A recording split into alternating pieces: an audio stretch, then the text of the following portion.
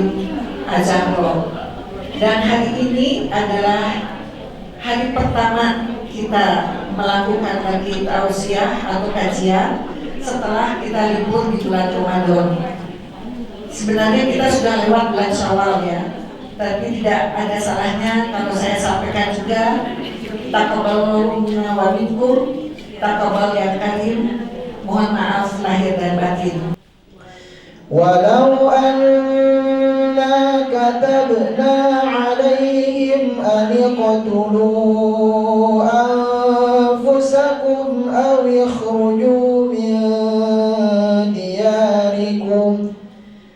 ikhruju min diyarikum ma fa'aluhu illa qalilun minhum walau annahum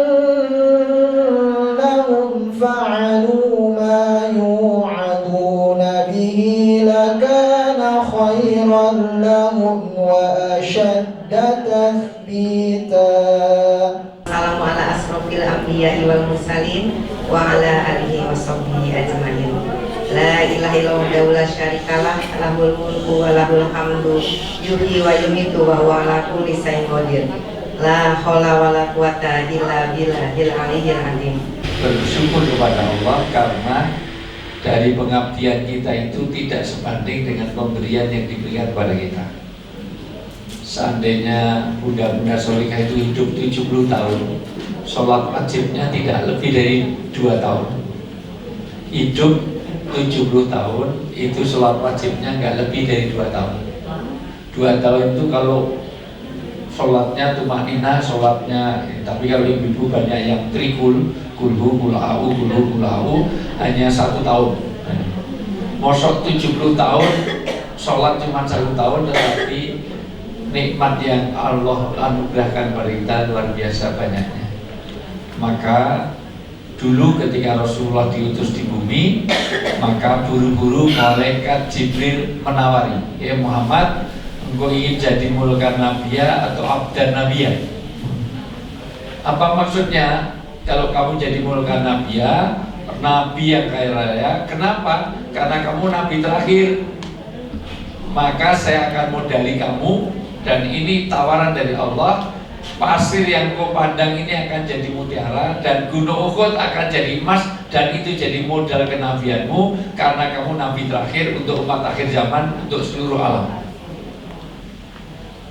Karena Allah bisa, kalau mau gitu. Nabi Sulaiman juga jadi nabi kaya raya. Banyak nabi-nabi yang dulu diberi modal. Tapi Rasulullah mengatakan, aku ingin jadi abdan nabiya. Kenapa abdan nabiya? Nabi yang hamba biasa, yang rakyat biasa, yang kadang-kadang saya ada nikmat sehingga bisa bersyukur, dan kadang-kadang saya ini mohon maaf ada kekurangan, sisa sabar. Maka 2 sayap inilah ya malaikat yang sudah ditanamkan kepadaku untuk modal kenabian, menjadi syarat jalan surga, yaitu sayap sabar dan syukur. Meskipun orang yang bisa bersabar otomatis nanti bisa bersyukur. Karena walikuli syai'in mazi'ah, setiap sesuatu itu pasti kekurangan ada kelebihan. Setiap kelebihan pasti ada kekurangan, setiap kekurangan pasti ada kelebihan. Apapun di dunia ini, setiap kekurangannya pasti ada kelebihan, setiap kelebihan pasti ada kekurangan. Kondisi kita itu mau kurus, mau gemuk, mau apapun, semuanya ada kurang dan lebihnya, betul nggak? Iya. Inilah maka modal hidup ini senantiasa kita bawa sabar dan syukur. Halo, halo. Nggak responsif sama sekali. Ini pengajian sama ibu-ibu itu biasanya satu kurang responsif. Gitu. Halo itu jawabannya hey. Halo. Hey. Hey. Halo. Halo, halo, he. Halo. He, halo. Halo, he, halo. Halo, he, halo, he. Ini kelemahan kedua. 1, tidak responsif. 2, malas untuk berpikir. 2, 2 kata direspon, 3 kata respon, begitu 5 kata pasti cenderungnya kurang atensi. Ketiga, mohon maaf, tidak tawajuh. Tidak tawajuh itu tidak fokus. Makanya saya dimanapun kalau ada pengajian selain tabligh akbar, saya pasti bawa materi.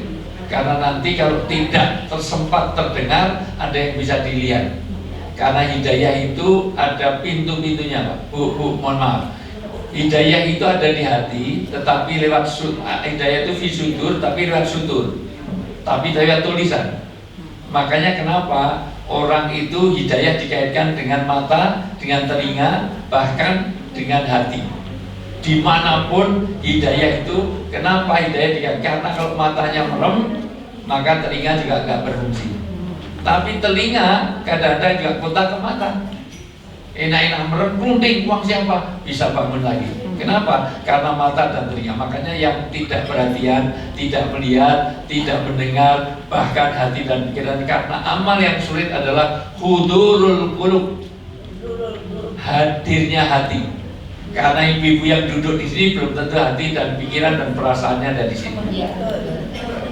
Makanya kata Nabi, mohon maaf, amal agama itu satu, sulit adalah khusyuk, kedua adalah istiqomah. Khusyuk aja susah, apalagi ke istiqomahnya. Mohon maaf, yang di sini belum tentu hati pikir. Makanya sholat itu yang sulit bukan sholatnya, tetapi khusyuk dan khudunya. Khusyuk itu aktivitas batin, khuduk yang mendukungnya, yaitu aktivitas lahir.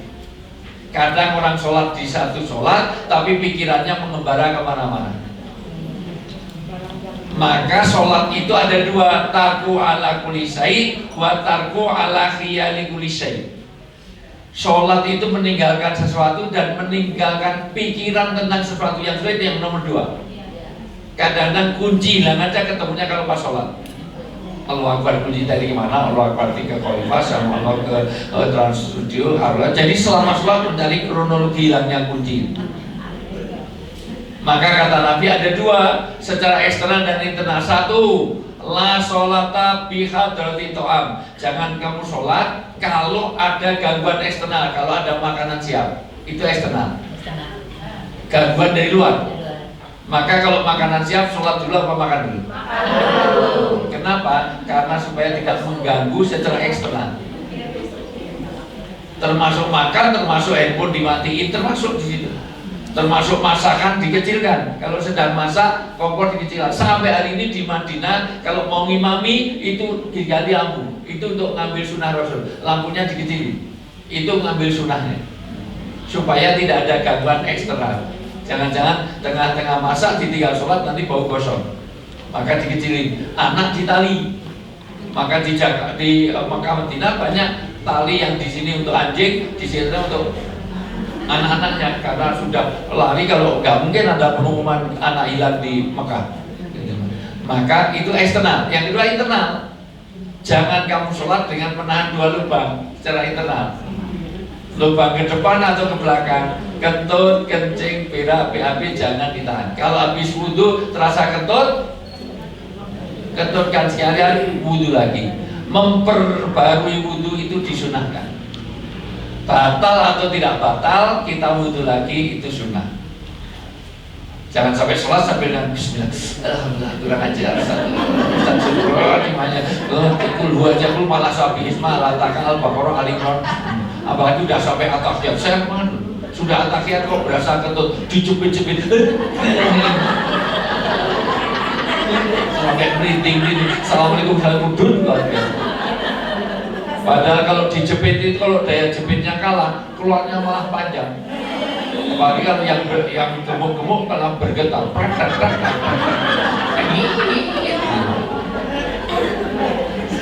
Malah vibrasi. Halo? Halo? Fokus? Hadir hatinya? Hadir pikirannya?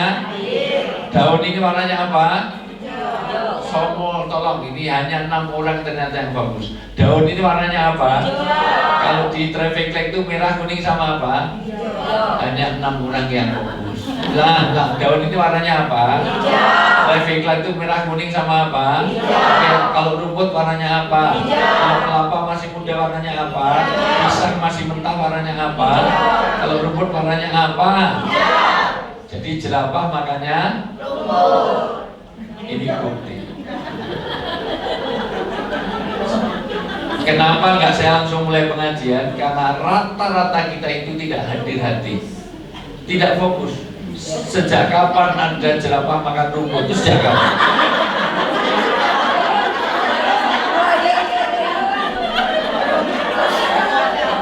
Dan banyak orang seperti itu merasa membuat satu kesalahan, tapi nggak sadar kalau ada kesalahan.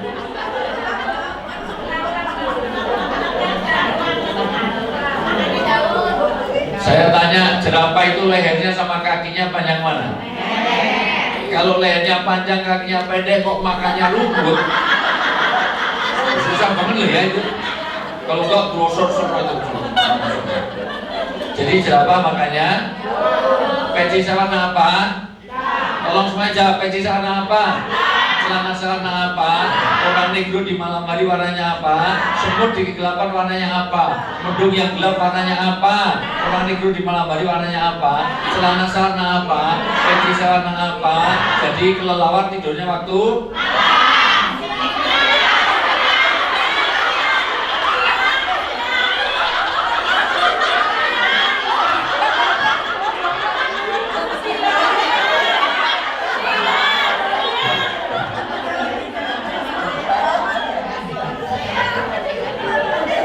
kenapa saya itu membatasi diri. Biasanya saya pastikan kalau di Jogja walaupun 600-700 gram jamaah rutin saya itu, saya punya 6 majelis taklim di Jogja. Mohon maaf, itu tidak ada yang kurang dari 500 orang. Tapi bisa fokus, semuanya bisa diem, semuanya nggak ada sama sekali dia sampai ibu jangan rame, nggak pernah ada. Karena pasti satu pakai materi, dua saya pengen fokus. Dan betul-betul rame boleh, tapi sebelum pengajian atau setelahnya. Mau rame, mau shopping mana, mau clubbing mana, silahkan aja. Tapi pas pengajian bisa fokus. Kenapa? Karena rata-rata kita itu kalau pengajian hanya masuk kuping kanan, keluar kuping kanan lagi, belum masuk udah keluar lagi. Apalagi pengajian yang gini ini, nanti makanannya lebih terkesan daripada ceramahnya. Maka saya paksakan, Bu, mana? Tolong, saya sudah kirim ke Khalifah, tolong pakai materi. Karena yang saya sampaikan belum tentu sampai 10, 50, 15%. Tapi mohon maaf, dengan materi nanti biar dibaca ulang. Kalau kebaca, kalau enggak ya dibuang di mana enggak. Bapak Ibu yang saya muliakan, Bunda, halo. Jadi kelelawar tidurnya waktu? Siang. Tadi malam. Jadi jerapah makannya tangan kanan diangkat, semuanya tangan kanan diangkat, tangan kanan diangkat. Yuk gerakan. Saya jadi tari sufi. Bapak Ibu kalau ke Dubai, ke Yordan, ke Mesir ada tari sufi. Orang muter-muter kali nggak jatuh, ada kekuatan Tuhan dalam hidup kita.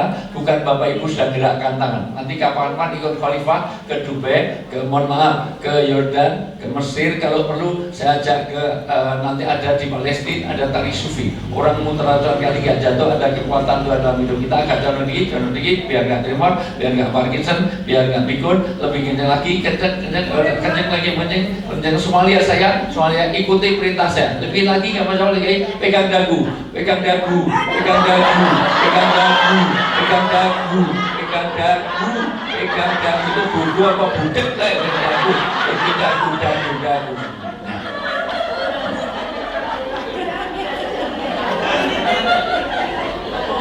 Bapak Ibu, bunda-bunda solehah semuanya, ternyata tidak mudah orang membuat fokus. Apa yang dilihat lebih terkesan daripada apa yang dilihat. Saya sih pegang apa? Dagu. Ini dagu apa jidat? Tapi spontan banyak yang begini. Ini cuma 2 kali lumayan, ada yang 4 kali nggak boleh. Dari turun sampai dipukul sebelahnya, dagu.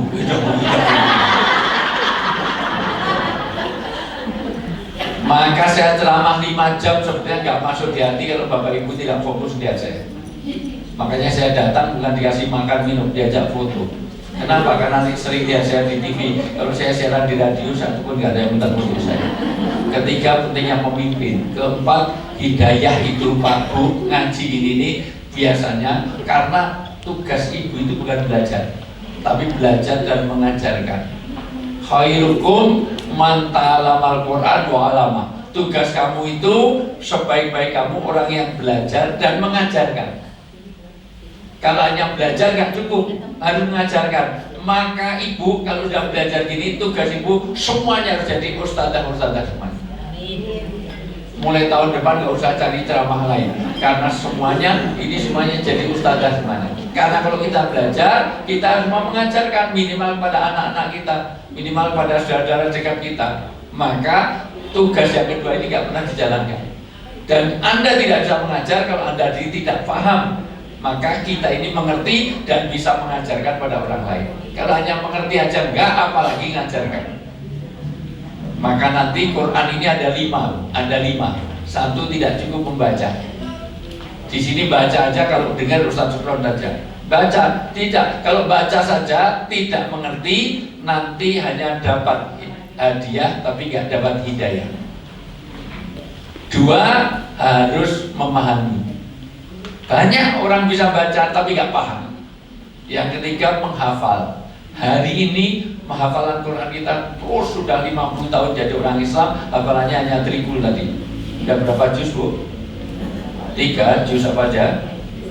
Juz jabu, juz limanya. Yang keempat mengamalkan, yang kelima mengajarkan. Ini semakin nggak ada amalan agama ya juga kurang, apalagi mengajarkan agama. Ngaji berpuluh-puluh tahun nggak pernah untuk mengajarkan lagi. Maka saya bikin materi, ibu nanti ini untuk ngajar yang lain. Dan ibu harus lebih hebat daripada saya. Kenapa? Karena ibu bisa nambahkan dari apa yang saya materikan. Jadi paham? Halo? Halo? Hai? Kompak gak ini? Kompak gak ini? Saya uji kekompakan, yang gak kompak berdiri pulang. Bikin Al-Zahra gak maju itu karena gak kompak. Kalau saya bilang satu, semuanya tepuk satu. Kalau saya bilang dua, tepuk dua. Kalau saya bilang tiga, tepuk tiga. Kalau saya bilang empat, gak usah tepuk. Semuanya satu. Nah, antara yang di kursi dengan yang sini aja gak kompak. Ulang, satu, dua, satu, tiga, dua, satu, empat. Tolong Bandi, nanti yang 6 orang itu jangan boleh makan dulu. Itu kalau jadi pejabat potensial untuk korupsi, karena nggak ada kegiatan main anggaran saja. Ternyata orang satu tidak fokus, tidak kompak. Bapak Ibu yang saya muliakan, saya ingin nyampaikan karena waktunya agak lama, mohon maaf. Udah jam 10 Masya Allah, tinggal setengah jam lagi. Ya, saya jam 11 harus sudah di rumah sakit Mayapada karena Bumpet mau masuk operasi dan mengendaki saya mengantarkan dan bahkan untuk masuk ke ruang operasi Bumpet. Malah harusnya jam 10 sudah selesai, ini pas baru mau mulai ya. Baik, Ibu semuanya, bagaimana kita lulus dari Ramadan? Ada 3, ada berapa? 3. 1, Ar-Riayah Al-Amaliyah Ramadaniyah. Artinya bagaimana amalan kita ini berhasil memasuki Ramadan. Kalau amalan Ramadan masih konstan, masih bisa kita lakukan di luar Ramadan. Gagal orang Ramadan dilewati, tetapi hanya jadi Ramadhaniyun. Siapa Ramadhaniyun? Adalah orang yang beramal agama hanya karena di bulan Ramadan. Saya tanya dengan jujur Bu, Tuhan di Halo. Tuhan di bulan Ramadan dengan Tuhan di bulan Ramadan di luar Ramadan sama nggak? Sama. Al-Quran sama nggak? Sama. Tetapi Al-Quran itu dibaca lebih banyak di Ramadan atau di luar Ramadan? Berarti ini belum lulus. Sedekah itu anjuran di Ramadan dan di luar Ramadan. Tapi apa sedekah kita juga masih berlangsung dengan Ramadan? Kita sholat sunnah semuanya, maka gagal kita masuk melanggar Ramadan kalau amalia itu tidak kita pertahankan. Untuk mempertahankan ini ada 5, tidak ada di situ, maka sengaja biar ini lebih fokus. 1, diperlukan bi'ah, suasana. Tidak mungkin kita mengamalkan agama ini kalau tidak ada suasana agama. Maka tolong di luar Ramadan kita bikin suasana agama. Suasana agama mana? Masuk mobil ada murotal Quran, di rumah ada sajadah mosok, ada sajadah, mungkin ada Quran yang sudah siap untuk kita baca. Namanya membuat suasana agama. 2, diperlukan bitonah, teman dekat. Mulai hari ini WA group yang isinya kuliner aja live aja. Hari-hari tiap hari ada tausiah, ada satu ayat, satu hadis. Maka diperlukan bitonah, teman dekat. Kata Nabi, ar-rajul aladin latas'al fayandur man yukhalil man qarini. Keberagaman seorang gak usah kamu tanya, lihat saja siapa yang dekat dengan dia, sahabat dia, majalis janis, siapa yang duduk bersama dia, dia sama dengan dia. Karena orang sangat tergantung teman dekat. Mau jadi presiden sangat tergantung siapa yang melingkupinya, ring satunya. Jangan dikira Jokowi itu sangat tergantung oleh siapa yang dekat dengan dia. Semuanya sangat berpengaruh. Kita mau jadi ketua RT, ketua RW, bahkan di rumah itu sangat berpengaruh pada siapa teman dekatnya. Maka tolong kita cari teman dekat. Sahabat karib itu menentukan bagaimana keberagaman. 1, bi'a, suasana. 2, bitona, teman dekat. Yang ketiga perlu ilmu. Karena orang kalau nggak tahu ilmu, maka tidak akan semangat untuk beragama.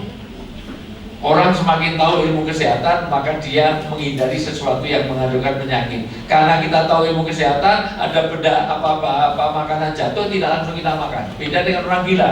Orang gila itu makanan udah kotor-kotor dimakan. Kenapa? Karena dia tidak mengenal kesehatan. Ibu mau makan sesuatu yang udah jatuh di jalan, nggak mau. Kenapa? Gitu. Di rumah aja kalau belum dibayar, oh baru 5 menit, belum 5 menit, oke, karena dia merasa tahu kesehatan. Bu, ya. Ibu, ya. Kalau di depan situ ada benda jatuh, 1 layang-layang, persoalan benda besar, 1 cek 200 juta, kecil kertasnya kecil. Anak kecil berebut layang-layang atau berebut cek? Layang. Kalau orang dewasa? Uang. Cek. Kenapa anak kecil berlayang-layang? Kenapa anak kecil berebut layang-layang? Lebih menarik, maka selamanya ibu tidak akan jadi dewasa kalau ibu melihat yang menarik. Hari ini lebih menarik shopping apa menarik pengajian? Pengajian. Allah, nyatanya yang di shopping dengan yang pengajian lebih banyak mana? Shopping. Kenapa? Kenapa? Berarti dia kurang ilmunya. Ibu, sedekah itu apa baik apa jelek? Baik. Tapi apa setiap hari kita sedekah? Gosip itu baik apa jelek? Baik. Ada nggak ibu-ibu yang suka gosip? Di pengajian aja gosip terus apa? Nah, maka ternyata diperlukan ilmu, bu, diperlukan ilmu. Oke, saya percepat aja. Yang keempat, diperlukan guru. Gak mungkin Anda bisa ilmu kalau Anda tidak menghargai guru. Perlu ustadzah, perlu murabi. Yang kelima, perlu doa. Udah. Jadi, Bu, Ibu, Ar-Riayah Al-Amaliyah Ramadaniyah ini akan bisa kita lakukan. Saya ulang, 1 perlu bi'a, suasana. Suasananya menentukan. Bu, saya kasih contoh, saya daripada yang lain tersiur. Saya ini gak ahli ibadah, Bu. Tapi rumah saya pesantren, depan saya masjid. Masjid itu komatnya nunggu saya. Berarti terpaksa saya harus ke masjid. Karena kalau saya nggak datang, nggak dikomat-komati ikomannya. Maka itu namanya mensuasanakan. Ibu juga begitu. Ibu kalau nanti mohon maaf ada suasana agama, maka saya jujur bu, suasana agama itu sangat memudahkan untuk amal agama. Saya tanya puasa Ramadan dengan puasa Syawal. Puasa Ramadan berapa hari, Bu? 30 hari. Puasa Syawal berapa hari? 6 hari. Saya tanya puasa Ramadan dengan puasa Syawal berat mana? Puasa Syawal. Insya Allah yang Ramadan semuanya full kan? Tapi yang Syawal semuanya enggak. Berat mana? Bukan masalah wajib sunnah ya, Bu. Berat mana? Puasa sebulan dengan puasa 6 hari tadi berat mana? 6 hari. Kenapa? Karena nggak ada suasana. Maka tolong dibuat suasana. Jadi sekali lagi Bu, perlu bi'ah, suasana agama. Dua diperlukan bitolah, teman dekat. Bu, teman dekat berpengaruh. Nanti kalau sudah masuk surga, pertama yang ditanya orang itu adalah satu keluarga, dua teman dekat. Makanya penting bersahabat, berteman orang-orang yang soleh, karena nanti kita dicari di surga. Tolong siapapun yang masuk surga nanti nyari saya, karena kemudian ibu duluan. Silakan yang mau dulu, mau silakan. Kenapa? Karena teman dekat. Teman dekat itu berpengaruh. Itu walaupun bukan dalam arti syafaat, tapi karena syafaat Rasul, karena itu punya pengaruh. Yang ketiga, saya ulang, diperlukan ilmu. Maka orang kalau tahu ilmu, maka semangat untuk amal. Karena kenapa orang tahu pentingnya ijazah, maka cari ijazah itu sampai zaman saya dulu mau daftar UGM, itu sebelum subuh antri ambil formulir. Sebelum subuh mau bayar bank aja ngantri mulas sampai karena tahu pentingnya ijazah. Karena kalau ijazahnya palsu, walaupun udah jadi presiden masih di sorry ya. Halo. Yang ketiga perlu guru, yang keempat saya bilang perlu doa, karena kadang-kadang kita tahu baik belum tentu kita lakukan. Yang kelima, kita tahu jelek belum tentu kita tinggalkan. Tahu tahajud baik, tapi belum tentu kita lakukan. Kalau pula bisa kita lihat. Kita tahu sedekah baik, tapi zakat mal kita dengan zakat mal kita lebih banyak mana? Nah, kalau zakat mal cari yang besar apa yang kecil? Keluar uang 100.000 sama 10.000 yang dimasukkan, yang 10.000 apa yang 100.000? 10.000 ada dua, satu bagus, satu lecek. Yang dimasukkan yang lecek apa yang mal? Begitulah kita, maka diperlukan. Oke, yang kedua. Orang berhasil dari Ramadan kalau ada ibar wa hikmatul Ramadan, yaitu bagaimana hikmah-hikmah yang terada di dalam Ramadan itu sendiri. Apa hikmah Ramadan ini? Ramadan ini adalah pengendalian nafsu. Ramadan ini adalah nanti disebut bulan di mana nanti memetik hasil. Kalau kata Abu Bakar Al-Balqi, ini indah sekali, beliau mengisyaratkan, sebenarnya ini panjang saya sarikan.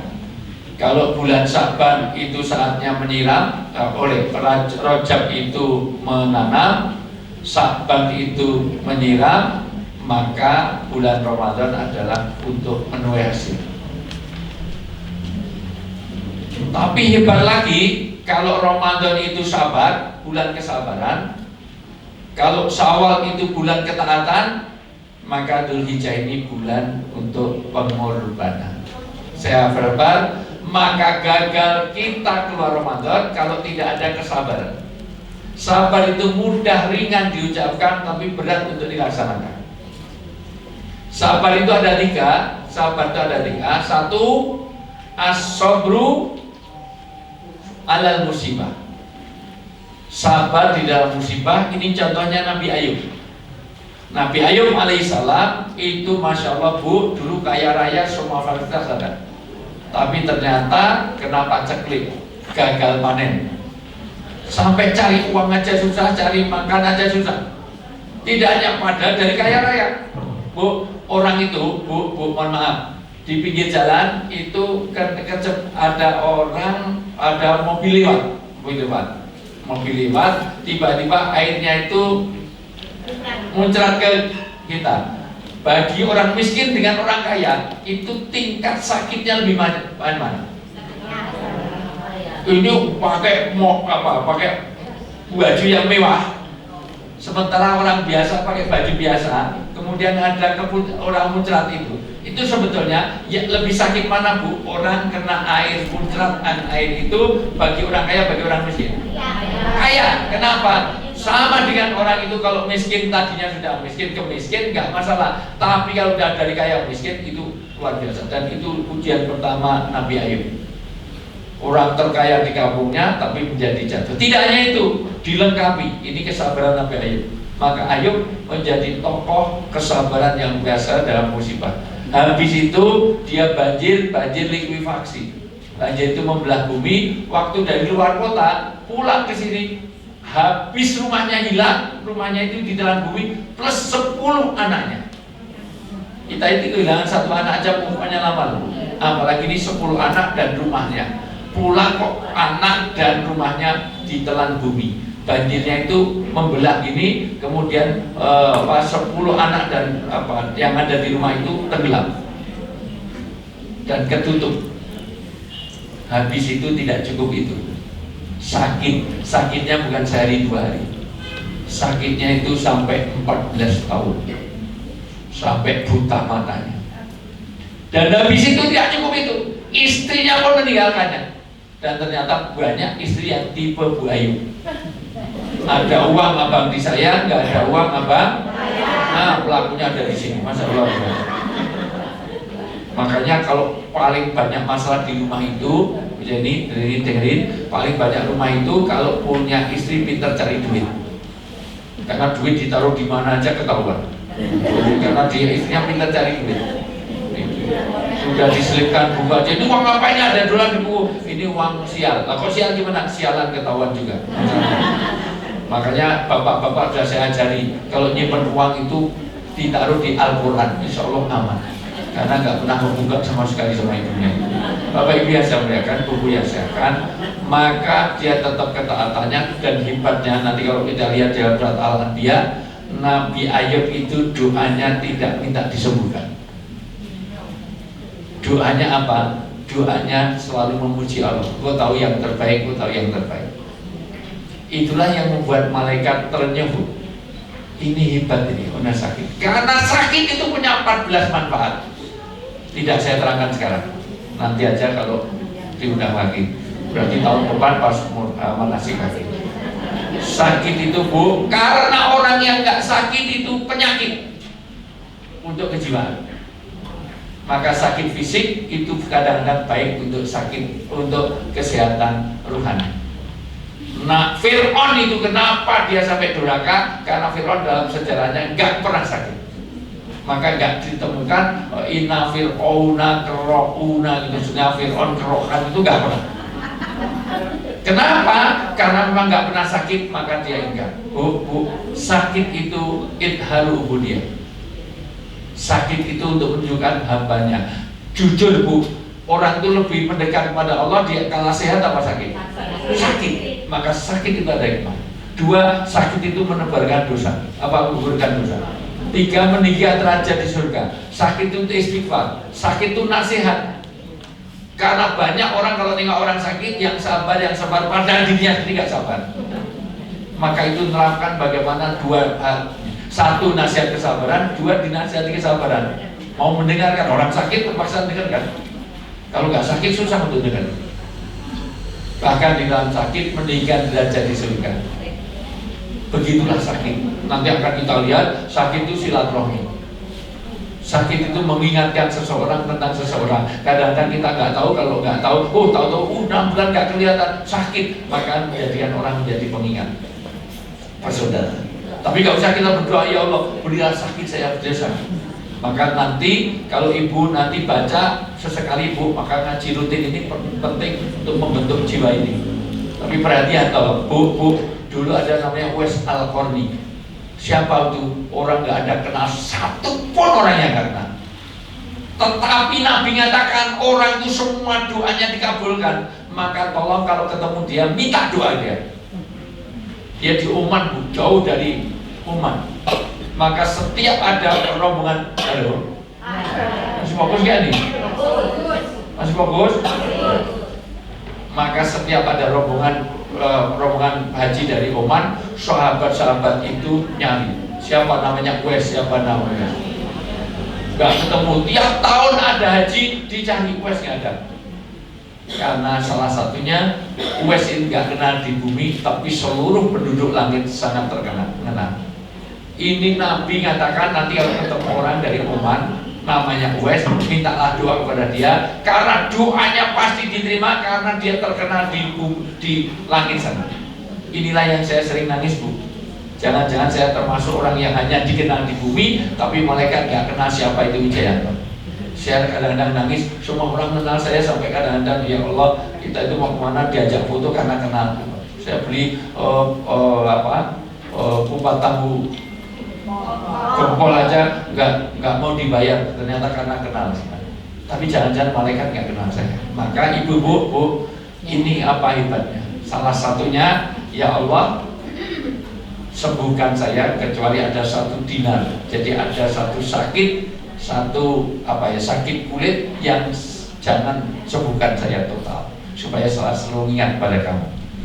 Dan salah satunya dia bakti pada orang tuanya luar biasa, karena dia punya cita-cita mau haji bawa ibunya, tapi ibunya sakit, nggak mungkin bawa haji. Maka tiap hari bu, dia gendong anak sapi keliling kampung. Ngapain? Olahraga biar nanti kuat untuk gendong ibunya. Luar biasa, niatnya itu luar biasa. Sudah dia menyiapkan olahraga untuk itu. Maka di zaman Khalifah Umar, Rasulullah sudah meninggal, baru itu ketemu. Intinya adalah Uwais Al-Qarni ini luar biasa bu. Akhirnya ketemu, kamu namanya Uwais? Iya. Aku minta doa kepadamu. Emangnya kenapa kok mintanya ke saya? Ini Anda seorang presiden, kok minta kepada saya? Maka kata Uwais, aku mau doakan kamu, tapi jangan katakan kepada siapapun tentang aku. Tapi ternyata didengar orang lain, maka gubernur di Oman langsung nyari dia, memuliakan dia, tapi tidak mau pindah desa. Sampai akhir hayatnya di situ. Itulah orang yang masya Allah bu, orang yang kadang-kadang sakit itu diperlukan. Jadi jangan pernah bersangka buruk pada Allah, karena Allah tahu yang terbaik. Kadang-kadang dengan sakit itu membuat kita lebih dekat kepada Allah. Itu yang pertama. Yang kedua, kesabaran ini akan kita dapatkan kalau ada ketaatan, yaitu contohnya Nabi Ibrahim. 1, sabar dalam musibah itu Nabi Ayub. 2, sabar di dalam musibah ini ada Nabi Ayub. Sabar untuk taat itu Nabi Ibrahim. Nabi Ibrahim seluruh hidupnya dipenuhi dengan ujian ketaatan. Dari mulai punya istri, gak punya anak, itu sudah kesabaran luar biasa. Akhirnya disuruh istrinya untuk nikah lagi. Dan ingat dari contoh, saya ini gak ada bapak-bapak, kalau mau nikah lagi idealnya yang nyuruh adalah istrinya. Kalau mau nurut gitu. Dan alhamdulillah saya punya istri juga pernah nyuruh saya nikah lagi. Tapi saya yang ditawarkan itu namanya Mbah Jamili. Sudah usia 78 tahun ditawarkan saya. Kasihan mas, itu gak punya suami, gak punya anak, itu buat tolong dinikahi. Cuma saya belum sanggup. Dan bayangkan malam pertama pingsan betul. Nafkah lahir mau saya, kalau nafkah batin juga gak mau saja. Akhirnya saya komitmen tiap bulan kasih nafkah lahir, anggap dia istri saya itu. Nah, sampai akhir hayatnya alhamdulillah kita kasih gimana istri saya itu dari ini beras dan semuanya.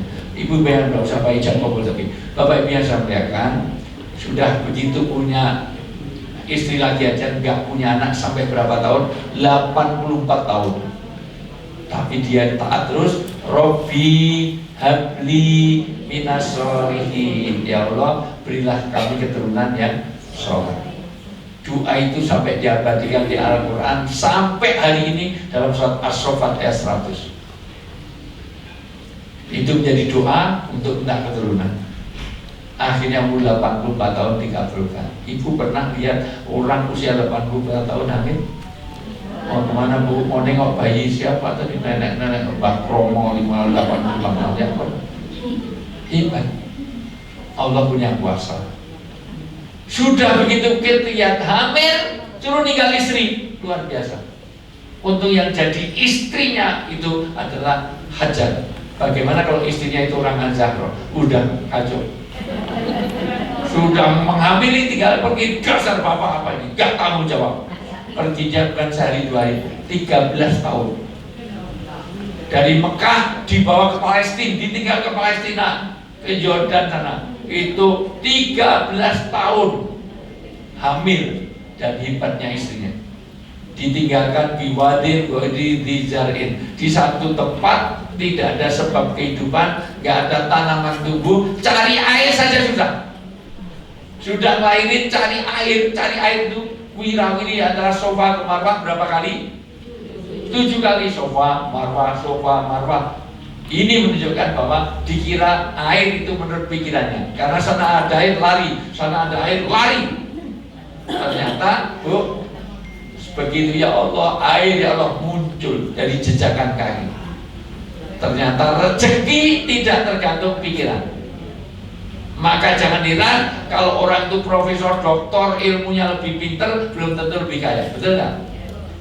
Pak Amin Rais itu, mohon maaf, itu profesor doktor itu dibanding dengan Prayogo Pangestu hanya lulusan SMP. Ibu ini mungkin ada yang sarjana, belum tentu lebih kaya daripada yang lulusan SMA. Kenapa? Itu Bu, Pak Rustam itu ITB itu. Dibanding dengan Bu Megawati lulusan SMA saja itu. Tapi kaya mana? Pak Rustam sama Bu Megawati? Jauh. Bikin gedung ini aja nurunkan dari bank, belum lunas sampai hari ini. Saya tahu persis kemunculannya ke saya Pak. Jadi ibu gedung ini kan sampai Eternit aja belum dibikin, masalah berada. Kenapa? Karena memang kekayaan tidak berdadangan. Dan hebatnya 13 tahun dididik anaknya untuk taat pada ini. Maka begitu dia pulang ujian lagi, 13 tahun pergi, turun surat surat As-Saffat ayat 102, aku melihat dalam mimpiku nyembelih kamu. Dan hebatnya anaknya, apa jawabnya? If al-matumar satajiduni insyaallah minasyabirin. Ya Allah, ya Bapakku, kerjakan, laksanakan, karena ini perintah agama. Untung yang jadi Ismail itu anaknya Ibrahim. Kalau anak Ibrahim itu Irham, Bu, aku melihat dalam mimpiku nyembelih kamu. Apa jawabannya? Ya sama Pak, saya mimpinya sama. Saya mimpinya nyembelih bapak, mukuli bapak. Bapak ini Bang Toyib 13 tahun pergi gak datang mau nyembelih. Dasar bapak apa? Hebatnya. Bagaimana anak bisa taat pada orang tua ini? Mohon maaf Bu, karena ada ibu-ibu yang hebat. Karena dia didik anaknya supaya ini. Kalau enggak malah dendam pada bapaknya pergi pas hamil. Bapak tahu enggak, mama dulu hamil tinggal pergi. Sekarang datang mau nyembelih, dasar bapak sembelih duluan kamu. Hebatnya anak. Jujur, anak sekarang lebih mendahulukan panggilan handphone atau panggilan orang tua. Dipanggil orang tua 5 kali enggak datang, handphonenya berdering langsung lari. Sadarkan anak-anak kita. Kamu tuh dilahirkan wahnan ala wahnin sampai dimuat dalam Al-Quran. Surat Al-Mu'minun, aku melahirkan kamu dalam keadaan susah payah, bertambah payah 9 bulan. Kamu dilahirkan bukan di-download, dengerin. Kalau kamu mendahulukan handphone, kalau minta uang jangan dikasih, suruh minta pada handphone. Kenapa? Karena kamu mendahulukan handphone, menggunakan handphone, kamu lahirnya dari handphone itu hamil terus keluar kamu, maka wajahmu kayak kipet. Maka parenting, maka kapan-kapan kita bicara juga tentang parenting, bagaimana mendidik anak. Gak ada artinya Bapak Ibu sukses seperti apapun, gaji berapa miliar, karir sehebat apapun, kalau keluarga berantakan gak ada artinya. Saya di rumah punya Al-Kalam Bu, lembaga konsultasi dan kajian Islam. Ratusan orang datang ke rumah itu antri, dari mulai pejabat eselon 2 sampai kepada artis-artis terkenal. Yang kalau saya sebut namanya semuanya kenal. Antri masalah keluarga. Ada yang datang tiba-tiba suami istrinya itu langsung meluk, saya bisa-bisa nangis, saya bisa-bisa. Udah tua, kalau masih muda saya nikmati. Ada istri saya, kenapa? Ternyata nggak bisa tidur Bu, sudah berhari-hari nggak bisa tidur karena setiap mau merem itu terdengar bayi yang nangis. Mohon maaf, dia melek pun masih dengar, dia paranoid Bu. Ada karena apa? Dia habis ngaborsi cucunya. Jadi anaknya hamil dengan sopirnya. Ada orang eselon 2 Bu. Kenapa? Dan sopirnya itu dia senang sama senang. Sopirnya sudah punya istri, ganteng memang itu semuanya. Dan anaknya itu selalu kalau pacaran dengan orang lain itu, nggak level. Akhirnya kesalahan kemarin hanya sama sopirnya itu hamil dengan itu. Dan dia diaborsi di Jogja. Tetapi begitu habis ngaborsi itu, yang ngaborsi yang nyuruh orang tuanya. Tapi berhari-hari nggak bisa tidur. Datang hanya untuk apa? Mas saya ingin tunjukkan betapa sekarang mendidik anak tidak semudah itu. Apalagi nanti kalau kita lihat Bu, mental health di Indonesia itu angka bunuh diri meningkat 3 kali lipat. Bunuh diri itu sekarang macam-macam. Di Bandung, di Jakarta, di Jogja sekian banyak. Selalu itu banyak yang terungkap, ada banyak yang tidak. keluarga bunuh diri segala macam, ketularan Jepang dan Cina. Baik, saya ulang. Bagaimana Ibrahim. Yang ketiga, kesabaran ini memang saya persingkat. Yang ketiga, kesabaran itu di dalam mencegah kemaksiatan. Itu dialami Nabi Yusuf. Nabi Yusuf ini luar biasa. Mau diperdaya seorang wanita nggak mau. Hebatnya Yusuf. Yusuf itu sampai jadi nama dalam surat oleh orang Syiah, itu dicoret surat Yusuf ini. Karena surat kok isinya percintaan, padahal itu ada ayat-ayat pahlawan keimanan yang luar biasa. Yusuf ini orang yang handsome yang luar biasa, secara outer beauty dan inner beauty. Bahkan surah, sirah dan sarirohnya. Surah itu tampilannya memang ganteng, sirah itu perilakunya, sarirohnya itu hatinya. Maka sampai mau diperkosa oleh Zulaikha. Tapi nama Zulaikha itu tidak ada di dalam Al-Quran, tidak ada dalam hadis. Tidak ditemukan dalam Quran maupun hadis. Nama Zulaikha itu nggak ada. Adanya di mana? Di sejarah dan di tarikh, bahkan di cerita Bani Israel. Memang namanya Zulaikha. Kenapa Allah itu masih merahasiakan Zulaikha? Karena satu, Zulaikha itu walaupun berbuat maksiat, satu masih punya malu. Dua, dia akhirnya dengan tobat. Tiga, mau minta maaf. Dia minta maaf pada Allah dan minta maaf pada Yusuf. Dia mau minta maaf, dia mau bertobat, dan dia masih punya malu. Maka namanya disembunyikan oleh Allah. Karena waktu mau perkosa itu, pintu-pintu dikunci, lampu dimatikan, tidak ada CCTV, tidak ada spy cam, tidak ada candid kamera. Beda dengan orang sekarang, melakukan maksiat malah disuting, direkam, malah disebarkan ke linknya www.apa biasanya apa ya? Saya tanya ibu nggak tahu juga. Berarti ibu juga nanti saya minta ayah saya begitu loh. Sampai viral tuh, saking viralnya apa itu Zulaikha, budak aja dikumpulkan, berasa, maka semua wanita dikumpulkan. Turun surat Al-Yusuf ayat 31. Setelah dikumpulkan, dikasih sikin, dikasih buah. Buahnya itu harus dikupas, maka semuanya dikasih sikin. Sikin itu jamak dari sakinah, yaitu pisau yang tajam. Kalau pisau biasa namanya mutia, tapi kalau kayak cutter, kayak itu namanya sakinah. Sampai hari ini orang Arab kalau menyebut pisau yang tajam itu namanya sakinah. Maka nanti di antara arti sakinah adalah tidak sampai melukai, tidak sampai menyakiti. Makanya suami istri itu tidak boleh memanggil sesuatu yang menyakitkan, walaupun jujur saja nggak boleh dilakukan kalau itu menyakitkan suami. Suaminya itu hitam, nggak boleh dipanggil black si black, nggak boleh, meskipun betul-betul hitam. Suaminya pendek, panggil upin nyilunya nggak boleh. Istrinya gemuk, panggil dut nggak boleh. Tapi kalau gedut jangan panggil sing langsing, nanti menyinggung perasaan. Wahai istriku yang sangat berbobot, nah itu. Wahai tuan besar itu.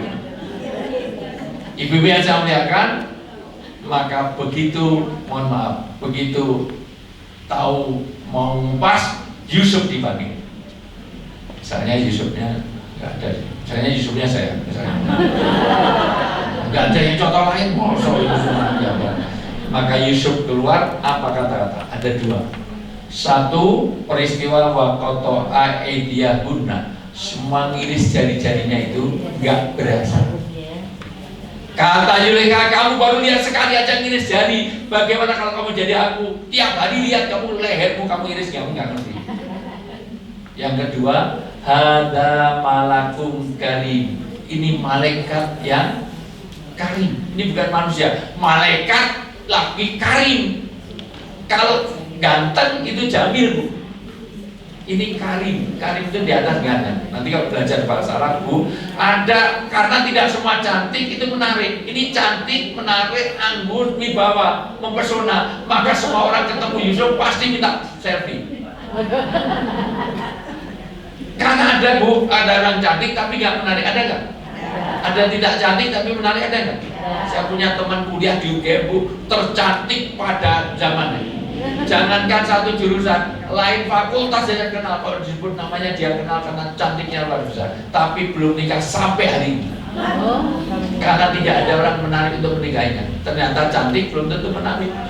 Sementara teman saya sekelas juga, wajahnya nggak menarik, wajahnya itu mendorong.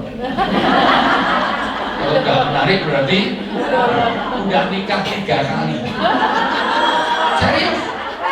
Waktu Covid itu meninggal, itu suaminya kawin lagi, nggak punya anak, ternyata ingin punya anak, ternyata nggak udah usia itu, kemudian cerai, dan kemarin mau Ramadan undangan saya, siapa yang mau nikah? Aku. Kamu laris manis banget. Padahal wajahnya ini bunga kampus, yang tadi bunga kampus, ini bunga nggak pakai juga, gini ngawur ya. Bunga ya bunga biasa lah, bunga biasa. Ada yang cantik tidak menarik, ada tidak cantik tapi menarik. Ada yang cantik dan menarik, ada nggak? Ada. Lebih banyak lagi tidak cantik dan tidak menarik. Ini di ruangan ini aja banyak. 1, 2, 3, banyak. Gak usah saya tunjuk, nanti aku tunjuk ya. Karim itu bukan hanya cantik, karena gantengnya itu ditunjang oleh outer dan inner beauty. Karena ada yang outer beauty-nya cantik tapi innernya jelek, ada nggak? Ada. Maka outer dan inner beauty. Tetapi hebatnya Yusuf, mohon maaf Bu, luar biasa. Dia begitu rupa diperkosa nggak mau. Bayangkan kalau Yusufnya saya, jangankan kok dia diperkosa, bayar aja mau. Dan Zulaikha itu bukan seperti ibu-ibu, mohon maaf. Zulaikha itu, mohon maaf Bu, Zulaikha waktu itu, Yusuf masih muda, karena Yusuf kalau udah tua nggak mau aja. Zulaikha itu orang tercantik se-Mesir, memang Miss World-nya. 2 masih muda, kalau udah menopause seperti ini, ya mohon maaf, nggak usah Yusuf, aku aja nggak mau. Maka sekali lagi, 3 inilah bentuk kesabaran yang harus ada. Maka sabar ketika kita ada musibah, sabar untuk nantiasa kita bangun ketaatan. Yang ketiga, sabar untuk menghindari maksiat. Inilah yang disebut dengan orang berhasil dalam Ramadan, karena dia mengambil ibrah, mengambil hikmah bahwa Ramadan mengajarkan kesabaran. Terakhir, orang yang berhasil Ramadan kalau hakikatut taqwa, yaitu hakikat takwa. Hakikat takwa itu tercermin dalam surat Al-Imran ayat 133, 134 dan 135. Dibaca, bahwa cuma 1 ya mikrofonnya. 1, wasari'u ila magfiratin min rabbikum. Kenapa harus segera Bu? Kenapa harus segera? Ini berkaitan dengan karena amal baik tidak boleh ditunda. Kenapa? Karena kematian itu datang secara misteri. Ada 3 misteri tentang kematian. 1 awqat, 2 amkan, 3 asbab. Kita tidak tahu kapan, tidak tahu di mana, dan tidak tahu kenapa penyebabnya. Ada nggak yang tahu kapan matinya? Nggak ada. Supaya kita ada dinamika. Kalau kita tahu matinya kapan, tidak ada dinamika kehidupan. Setiap orang akan tanya kapan matimu, kurang 3 tahun. Oh, saya kurang 2 hari. Oh, saya kurang 2 jam. Nggak ada. Walaupun kalau kita tahu matinya kapan, senang bisa nyebarkan undangan, hadirilah pemakaman kami. Datang, warna kursi, kenapa mau mati ini 2 hari lagi, 2 jam lagi. Kalau lu nyewa ambulans ini mau kemana Bu? Mau ke kuburan, ngapain mau mati ini kurang 2 jam. Tapi pasti, karena kalau orang tahu matinya kapan, nggak bisa mati, apalagi tahu matinya di mana. Matinya di Bandung, mulai besok pindah ke Jogja. Mulai Khadijah dicari kemana, nggak ketemu, dan tidak tahu penyebabnya. Di pesantren saya, Bu, di pesantren saya masih muda belia, masih usia mahasiswa, enak-enak mancing, Ini masih muda dia, mancing sambil merokok, rokoknya jatuh, mati. Masih muda, mancing sambil rokok, rokoknya jatuh. Ya sekarang rokoknya orangnya juga. Mati itu tidak harus tua, tidak harus muda. Maka wasalu ilal magfirah. Kenapa yang diminta magfirah? Bukan sekedar maaf. Karena ada yang maaf itu hanya dimaafkan, tapi kalau magfirah sampai dilupakan. Kadang-kadang orang bisa memaafkan, tapi kadang-kadang tidak melupakan, tidak terhapus. Dan wanita itu mudah memaafkan, tapi sulit melupakan. Maka jangan pernah menyakiti wanita, karena wanita itu kuat menyimpan memori. Wanita itu sulit untuk move on. Wanita itu ahli sejarah. Mohon maaf, baru pertama apa 2009, 2016, dia ingat sampai hari kiamat 32 tahun yang lalu. Maka wanita sekali dicium dia ingat hari kiamat, disakiti sekali dia ingat sampai hari kiamat. Kalau laki-laki enggak, nyium satu kok nyium yang kedua, yang satu udah lupa semua. Masari ulah maghfirati min rabbikum wal jannati adalah samal bal'at. Dia disediakan bagi orang yang takwa. Siapa orang yang takwa? Yaitu orang-orang yang menginfakkan di waktu lapang maupun sempit. Kenapa orang sempit bisa infak? Karena infak tidak harus materi. Ibu doakan orang lain tidak infak. Senyum pada saudaranya infak. Jadi ternyata sedekah itu bisa dengan tenaga, bisa dengan pikiran, bisa menyenangkan orang. Jadi orang harus berinfak walau keadaan lapang maupun sempit, sempat maupun sempit. Yang berikutnya wal kadhiminal ghaidh, orang yang menahan nafsunya. Inilah orang yang berhasil Ramadan. Maka asyamu al-imsaku.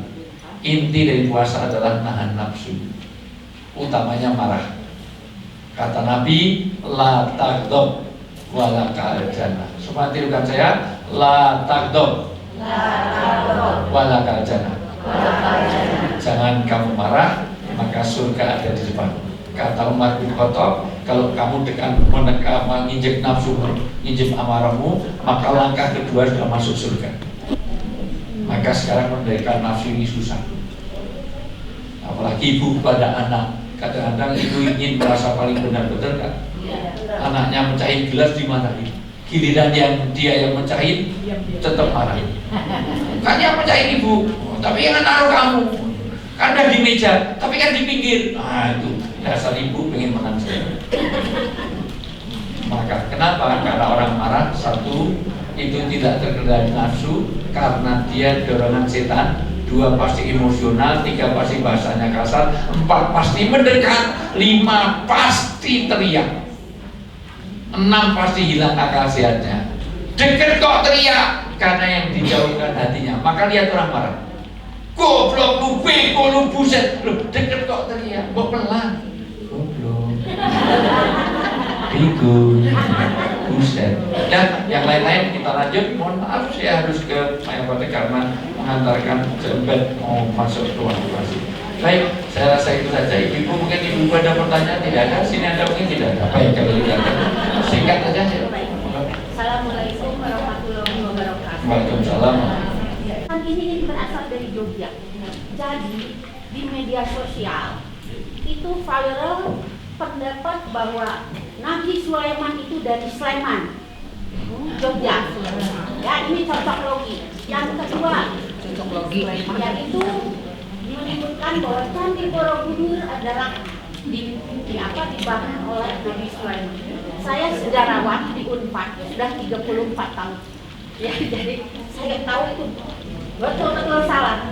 Tapi ya, ini saya nggak bisa meluruskan umat. Tapi seorang ustadz yang didengar orang pasti mau didengar. Yang kedua, ini kesalahan yang fatal. Pak Ustadz mungkin ini tanpa bermaksud underestimate atau merusak nama ya. Kenal dengan UA, Ya Pak. Ustadz Adi Hidayat. Iya. Dia ustadz yang luar biasa hebat dalam fikihnya, tapi dia coba-coba jadi sejarawan. Di media sosial, dia selalu menyebut-nyebut bahwa Prabu Siliwangi beragama Islam. Saya ini meneliti tentang Prabu Siliwangi, Raja Kerajaan Pajajaran itu sudah 34 tahun. Dan saya itu sudah membuktikan dia ini beragama Hindu, jangan di-Islam-Islamkan. Nah, saya terus terang sudah menyampaikan kepada manajemennya UA untuk diskusi. UA menolak. Saya kirim surat, tapi saya masih baik hati. Saya tidak mau memviralkan itu di medsos. Itu kan kasihan Ustadz yang begitu beken hebat kok jatuh hanya karena ini. Tapi karena ini terus menerus beredar dan ikuti orang, saya pikir ada baiknya seorang Ustadz Wijayanto itu mungkin beliau mau dengar. Paling tidak jangan menggunakan sumber-sumber yang tidak sahih. Ya, jadi tolong itu saja karena ini menyesatkan umat. Saya tahu, wah mahasiswa saya di UGM di mana, itu jangan dibiarkan UA. Saya bilang dia ini Ustadz, jadi yang harus menyampaikan itu adalah Ustadz. Itu saja Pak Ustadz. Ya, betul Bu, memang harus diluruskan. Kalau yang pertama memang saya sempat menyampaikan itu hanya dihubung-hubungkan tentang Sulaiman jadi Sulaiman itu karena kata memang betul mungkin Sulaiman itu dari kata Sulaiman iya, tapi bukan Sulaiman Nabi. Apalagi cerita Borobudur. Borobudur itu memang cerita memang ada runtutan, tetapi betul kalau alirnya itu mungkin sebagaimana Nabi Sulaiman, kemudian bahkan itu ada cerita yang bisa dibuat satu rentetan cerita yang seperti itu. Tapi Profesor Dr. Joko Suryo pendidikan saya itu sudah meluruskan, itu bukan kita dan itu sudah ada lulusan secara akademis. Prof. Joko Suryo dulu tingkat saya Bu. Ya. Beliau guru saya. Ya, saya karena akrab dengan beliau karena satu dengan saya. Ya, itu. Jadi ya, dulu zaman Ibrahim Alfian, zaman semuanya juga saya sangat akrab Profesor itu. Jadi secara sejarah itu, kalau yang Sulaiman itu saya tahu karena orangnya juga saya tahu dan itu hanya dihubung-hubungkan aja. Tetapi mungkin runtutan sejarahnya ada korelasinya, tetapi bukan Nabi Sulaiman saat itu. Periodenya juga jauh. Kan periode setelah kenabian ya, jadi ya apalagi mitosnya itu dipakai lem pakai telur segala macam enggak sampai segitu. Oke, tapi penting yang wah ini saya karena nggak tahu kalau Mataram memang ada Mataram Hindu, ada Mataram Islam ya, memang itu ada situs dan semuanya artefaknya jelas lah. Tapi kalau sini karena saya enggak bukan ahli sejarah, tapi semaksimalnya nanti saya akan sampaikan. Ya. Yang Bu Nina penting Bu Nina itu diteruskan. Ya, mantro amikum mungkaron faliyadi. Kalau ada satu kesalahan, tugas kita harus mengingatkan. Mengingatkan itu hati dengan kapasitas kita, dengan kekuasaan kita. Kalau nggak bisa, pakai lisan. Lisan sekarang tidak harus omongan, tapi pakai surat, pakai WA, pakai itu termasuk lisan. Minimal wafi kolbi dengan hati kita. Tapi bagus Prof. Nina. Baik, mohon maaf sekali, ini saya harus tinggal waktunya jika dia ini di telepon. Assalamualaikum warahmatullahi wabarakatuh. Alhamdulillah, mudah-mudahan apa yang